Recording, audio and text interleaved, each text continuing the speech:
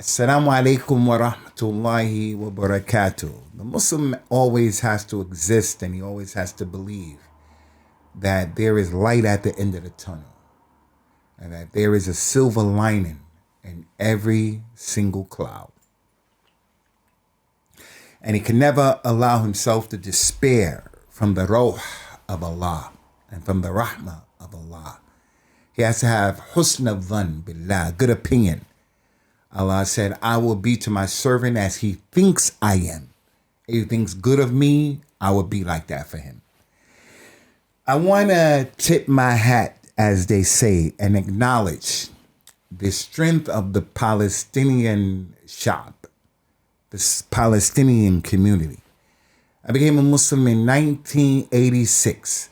And I think the vast majority of you who are listening to me, you have been a Muslim who has seen a bird's eye view of the zulm that has been acted upon the Palestinian community. And yet, they're still here. They're still here. I don't think that the Palestinians are like any other people, and Allah knows best. There are many people who have been oppressed by these Western colonizers, these proponents of democracy, especially in the continent of Africa, where I originate from. But it's just not for Africans. These people have oppressed people on the face of the earth. Allah said, La yukallifullahu nafsan illa wus'aha. Allah does not burden the people beyond their scope. For over 70 years, Palestinians have been suffering. 70 years. And they've been suffering in a way that Kashmiris have not suffered, and Allah knows best. They've been suffering in a way where other Muslims have not suffered, and Allah knows best. 70 years. And focus has been put on their community to really oppress them.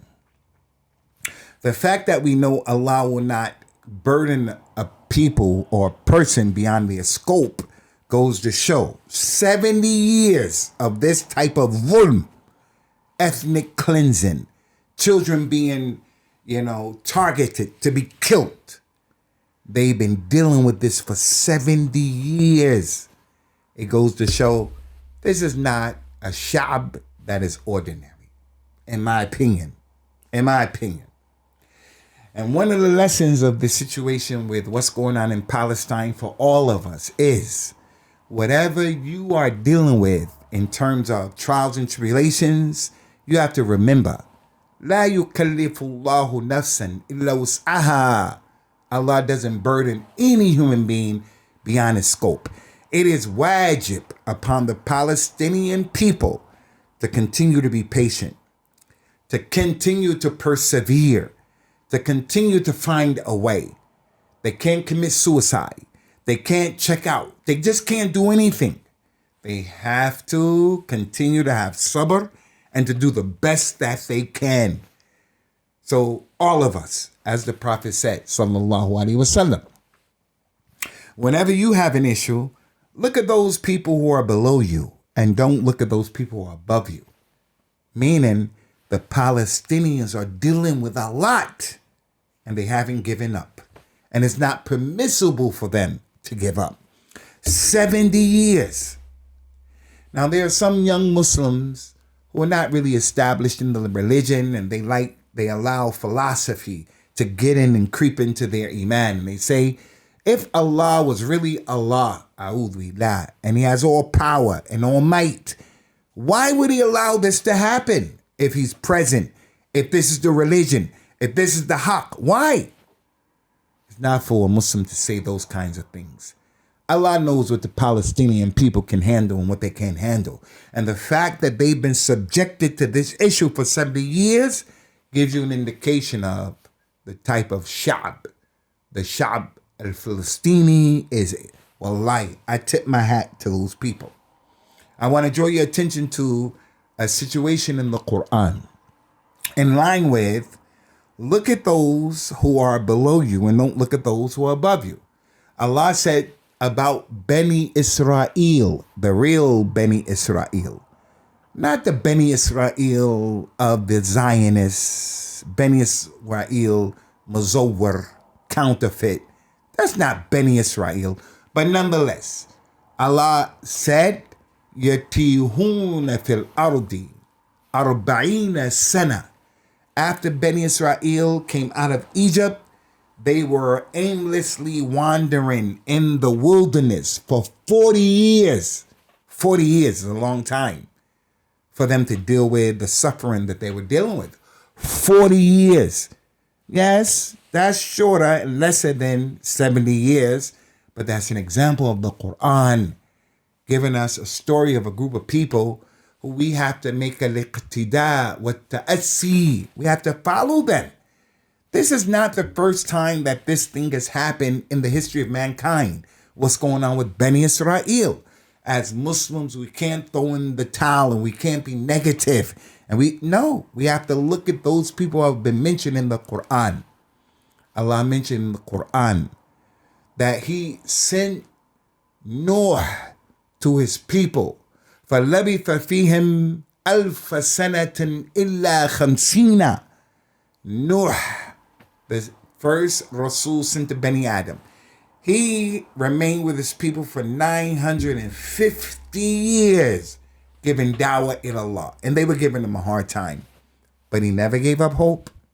They were giving him and the believers with him a hard time. So my point here, I want to draw your attention and bring it back to the square.